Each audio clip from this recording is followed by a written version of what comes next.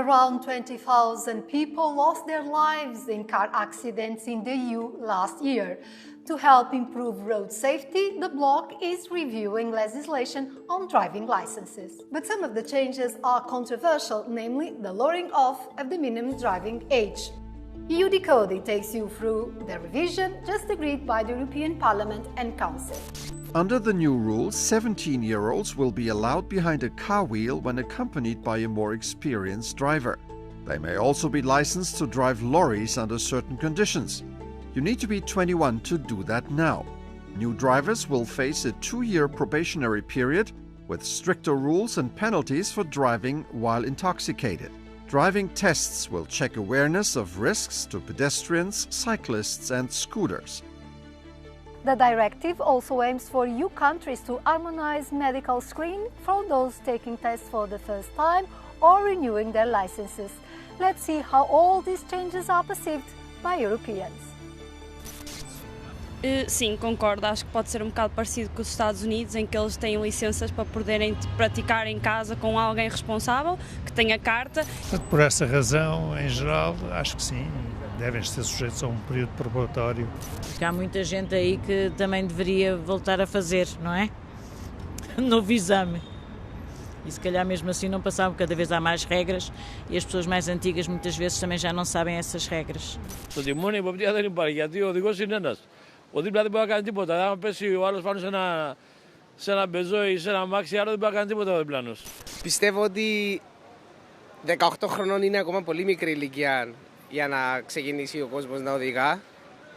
Ακόμα δεν ορίμασε ο κόσμος για να μπορεί να οδηγά στους δρόμους μπροστά από παιδιά, πεζούς. Εννοείται πρέπει να είναι πιο αυστηρός, διότι στη νεαρή ηλικία μπορεί να πεις ποτό να μην το υπολογίσεις, μπορεί να μην υπολογίσεις τον κίνδυνο που μπορεί να προκύψει. Euronews reporter Gerardo Fortuna will help us navigate through these rule changes.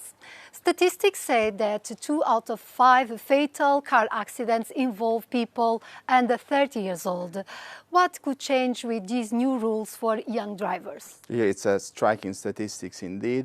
And one key change is this a 2-year probation period for new drivers in which stricter penalties will apply for not using seatbelts or drink driving. But also another interesting aspect is the so-called accompanied driver, so 17 years old can start practicing already under the supervision of a more experienced driver. These are rules that are already existing in certain countries, but this is going to become common standards at European level. This is what we call harmonization. The directive also aims to harmonize the medical screening process for people both obtaining license for the first time or renewing it. What will change? Some countries will keep doing mandatory health checks. Others could require to fill these self-assessment, let's say. It's still a bit controversial, but there's not going to be like an EU-wide rule, but there's the encouragement in the directive to have some consistency when it comes to the health assessments. And finally, the Parliament and the Council also agreed to review the law on driving disqualifications. What will be the changes? It's an important update because until now, if you commit a major offense, let's say you caught drink driving on holiday in another EU countries, your license could be suspended in that particular country where you committed the offense and not elsewhere. So these new rules will fix this loophole. There are going to be 3 serious offenses, they're called serious, and are being caught drink driving, injuring someone else while driving, and excessive speed limits, driving above 50 km per hour than the limit. The review also aims to expand the use of the digital driver's license. They already exist in Denmark, Spain and Germany, but a uniform model should be available across the EU by 2028. However, drivers will continue to be entitled to a physical driving license. They can use it, for example, in countries outside the EU that don't use digital systems. Let's go deeper into our decoding with German Green MEP Jutta Paulus that led negotiations here at the European Parliament. How do you react to the statement by the European Transport Safety Council that allowing 17-year-old people to drive, including lorries, would worsen road safety and that this should be optional for member states? Well, of course, it is always a risk if you expand the possibility to drive heavier vehicles. This is clear. But I think there are sufficient safeguards. The accompanying person has to have a good education for that. And also member states will, of course, have a look at how do accidents develop, how do incidents develop, and will it actually help to tackle the driver shortage. And how confident are you that the member states will have enough means of enforcement to implement the 2-year probation period so that they monitor it close when young people might, having reckless conduct in terms of drunk driving and other behaviors? Well, in Germany we already have this probationary period for quite a long time.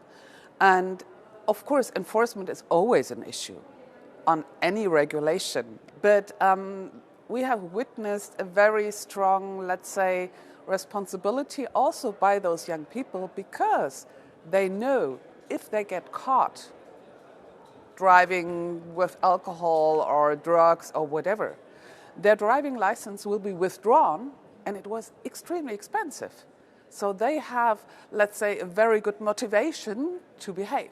What will be done to address the potential risks linked to the digital driving license? As some experts said that it might increase risks of cyber attacks, insecurities in terms of protection of the driver's data. This is a test case also for the EU digital wallet, because this is something which we have already in other legislation, but right now we don't have anything that can go in that wallet. And around this digital wallet, we have a lot of provisions concerning cybersecurity, concerning forgery, concerning fraud, concerning theft of digital data. If people use this EU digital wallet, I don't see a lot of problems, actually.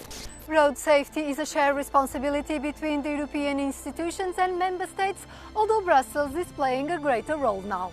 The EU has set the so-called Vision Zero target to reduce fatalities by 50% by 2030 and have zero road deaths by 2050.